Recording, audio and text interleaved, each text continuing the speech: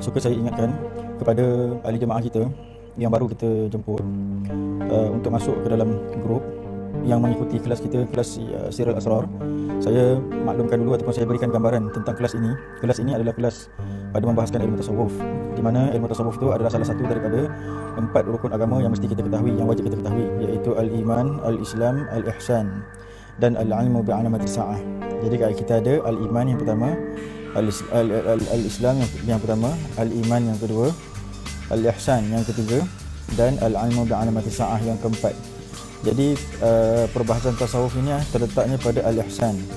Jadi dekat al-ihsan ini, seperti mana ilmu-ilmu yang lain, tasawuf itu ada peringkat awal, ada peringkat mubtadi dan ada peringkat mutawassit, dan juga ada peringkat muntahi. Oleh kerana kitab yang kita bacakan ini, kitab yang menceritakan tentang ahli suluk, maksudnya kitab yang menceritakan tentang perjalanan tasawuf tu bagi mereka yang berjalan, maksudnya bagi mereka yang bersungguh-sungguh, bagi mereka yang bersungguh-sungguh menjalani agama. Jadi dia ada perjalanan tu. Seperti mana kita berjalan dengan fiqh. Jikalau kita sekadar mengambil pengetahuan, maka kita pun mengambil pengetahuan bahawa sembahyang itu wajib dan kita wajib sembahyang. Jadi kita pun berusaha bagaimana cara nak bersembahyang. Jadi dalam usaha kita dalam bagaimana cara nak bersembahyang terbahagi kepada 2 usaha. Satu usaha yang tidak bersungguh-sungguh, satu usaha yang bersungguh-sungguh.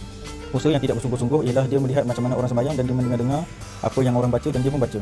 Dia pun tak tahu yang mana rukun, yang mana sunat, yang mana fardu, dia tak tahu. Jadi manakala orang yang bersungguh-sungguh dalam mengaji fiqh, dia adalah orang yang menadah kitab sehingga dia mengetahui mana yang rukun, mana yang sunat, mana yang fardu, mana yang wajib, mana yang membatalkan, mana yang mubtil.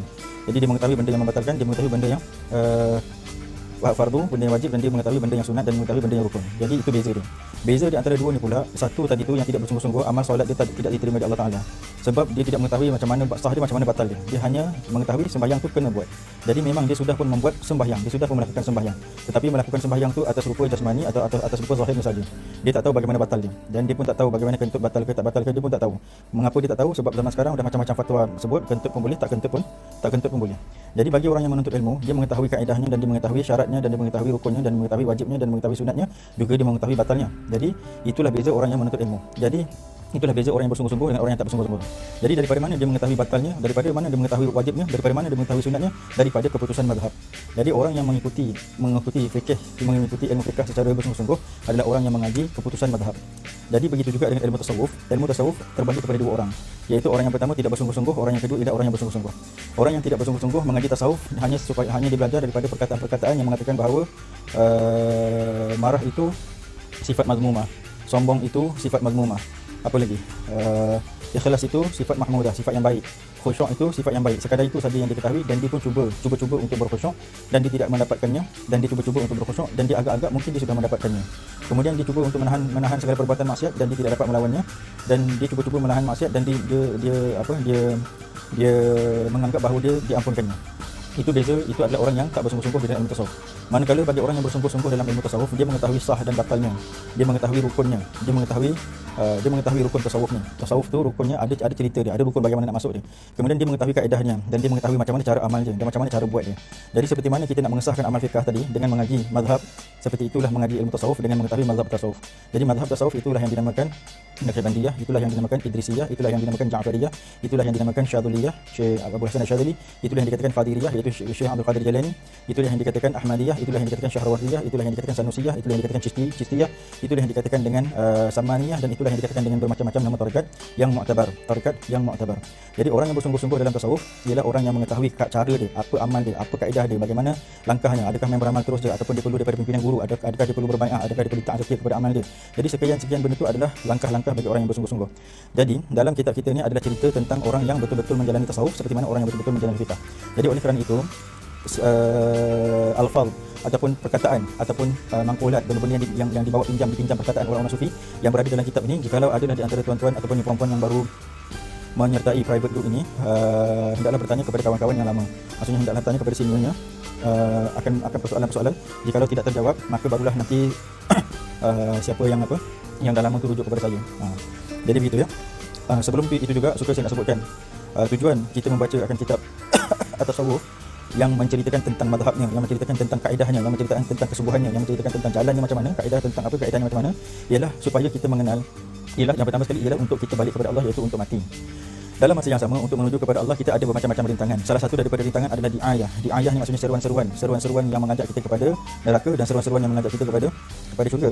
Jadi seruan-seruan yang mengajak kepada neraka adalah seruan-seruan daripada jenis-jenis tarekat yang salah. Seruan-seruan yang membawa kepada syurga adalah jenis-jenis tarekat yang benar, yang mengikut Al-Quran dan yang mengikut sunnah. Itulah yang disebutkan oleh Syekh Junaid Al-Baghdadi, tariquna muqayyadun bil kitab was sunnah. Tarekat kami terikat dengan kitab dan sunnah. Maksudnya tarekat kami ini mengikut Quran dan sunnah. Jadi sekarang kita berada di antara dua pihak, tuan-tuan. Di dalam semua tempat, di dalam semua ilmu, kita berada di antara dua pihak. Jikalau dalam ilmu akidah, kita berada di tengah-tengah, di antara dua pihak. Yang pertama, pihak yang mengatakan pihak yang qadariyah yang mengatakan manusia melakukan segala-gala, dan di antara pihak yang mengatakan Allah yang melakukan segala-gala. Di sisi kita, Allah yang melakukan segala-gala, cuma Allah meletakkan rahsia ikhtiar yang berlaku di atas. Ikhtiar maksudnya pilihan, kita memilih untuk jadi orang baik atau untuk jadi orang jahat. Jadi Allah meletakkan rahsia ikhtiar kepada makhluk. Rahsia ikhtiar tu untuk ta'adduban dan untuk ta'abudan. Jadi dekat situ ya. Jadi kita berada di tengah-tengah. Begitu juga di dalam fikih. Kita ada orang yang melonggarkan fikih, kita ada orang yang mengetatkan fikih, dan kita berada di tengah-tengah. Begitu juga dengan pada masalah tasawuf. Kita ada orang yang membenci tasawuf, dan kita ada orang yang merosakkan tasawuf. Dia ikut tasawuf tetapi dia rosakkan tasawuf. Kita ada orang yang membenci tasawuf. Jadi ada orang yang membenci tasawuf ni seperti Wahabi, dan juga seperti orang-orang yang yang ahli fiqh yang tidak mengenal tasawuf yang sebenar. Jadi mereka mengatakan tasawuf ni bukan datang daripada Nabi, tidak ada nasnya, tidak ada apanya, tidak ada macam-macam yang ditohmah-tohmah yang sebenarnya ada, tetapi mereka tohmah, dan mereka benci kepada ilmu tasawuf. Yang sebelah lagi ni mereka ambil ilmu tasawuf tapi mereka exaggerate, mereka buat tahrif ni exaggerate, dia tambah benda-benda yang dia bukan menambah, dia menyandarkan. Maksudnya dia kata benda ni ada dalam tasawuf, sebenarnya tak ada. Contohnya dia membawa falsafah yang salah bertentang dengan syariat. Kemudian kadang-kadang mereka ni taat kepada guru sampai dia tak nampak yang guru bawa, sebenarnya guru bawa kepada Nabi, Nabi bawa kepada Allah, dia dah tak nampak dah. Yang dia nampak apa yang guru cakap. Jadi kita boleh bayangkannya, tuan-tuan dan puan-puan, di dalam Al-Quran Allah sendiri mengatakan, dalam Al-Quran tu Allah sendiri mengatakan, wallazi anzala 'alaikal kitaba minhu ayatun muhkamat wa ukhra mutasyabihat. Minhu ayatun muhkamat hunna ummul kitab wa ukhra mutasyabihat. Fa ammal ladzina fi qulubihim zayg fayattabi'una ma tashabaha minhu ibtigha'a al-fitnah wa ibtigha'a ta'wilih. Baik, cukup dekat tu. Di dalam ayat tu menunjukkan bahawa dialah Allah yang menurunkan kepada engkau wahai Muhammad akan kitab. Minhu ayatun muhkamat, setengah daripadanya ada ayat muhkamat, kunna umul kitab, itulah yang kena pegang, wa ukhra mutasyabihat, setengah daripada ayat Quran itu ayat yang kesamaran. Jadi Allah kata, fa amal ladzina fi qulubihim zayg, barang siapa yang di dalam hatinya ada kesesatan, dia akan fayattabi'una ma tashabaha minhu, dia akan ikut ayat-ayat yang kesamaran tadi. Baik, daripada ayat Al-Quran pun ada kesamaran. Daripada ayat Al-Quran itu pun ada kesamaran, perlu kepada tafsir yang betul, perlu kepada takwil yang betul, perlu kepada tafsir yang betul ayat Quran. Begitu juga hadis Nabi. Hadis Nabi itu ada hadis yang perlu disyarahkan, ada hadis yang boleh pakai. Boleh faham tak tu? Kalam Allah, perkataan Allah pun ada yang perlu disyarahkan, perkataan Nabi pun ada yang perlu disyarahkan. Apa lagi kalau perkataan guru, ada perkataan yang mesti perlu disyarahkan. Jadi kadang-kadang kelompok-kelompok tasawuf yang tak ada ilmu, mereka bila guru cakap, kadang-kadang guru bercakap memakai isyarat, tetapi mereka menganggap perkataan itu sebagai perkataan yang tak ada isyarat, bukan isyarat. Jadi dipakai sebagai perkataan putus. Bila dipakai pada perkataan putus, seolah-olah dia akan mengikut guru sampai tak ikut Nabi. Sedangkan apa yang guru bawa ialah supaya sampai kepada Nabi, supaya sampai kepada Allah. Jadi kita berada di antara dua kelompok ni. Satu kelompok yang tak suka tasawuf, dan satu kelompok yang dia membuat tahrif dalam tasawuf. Maksudnya dia merosakkan ilmu tasawuf tu. Jadi kita berada di tengah-tengah. Jadi sekarang ni sebab tu kita belajar ilmu tasawuf ni supaya kita nak sampai kepada Allah, dan cara-cara nak sampai tu kita kena kenal jalan-jalan dia. Dan salah satu daripada kaedah yang saya bawa untuk membantu masyarakat istimewa Puncak Alam lah. Sebenarnya fokus saya Puncak Alam je. Jadi langkah yang saya ambil ataupun yang saya pilih untuk membantu kita semua, iaitu kitab Sirrul Asrar, supaya puan-puan nampak jalannya daripada mana puan-puan datang, tuan-tuan dan puan-puan datang, daripada mana tuan-tuan dan puan-puan datang, kemudian ke mana kita nak dituju, apa jalan dia, apa amal dia, sampailah kita mengenal mana tarekat mana yang betul dan tarekat mana yang salah, sehingga kita sampai kepada jalan yang benar, dan sehingga kita mati, sehingga mudah-mudahan kita diterima oleh Allah. Jadi ini kitab yang saya bawa ni supaya kita mengetahui jalan yang betul di dalam tasawuf. Baik, barulah kita masuk kepada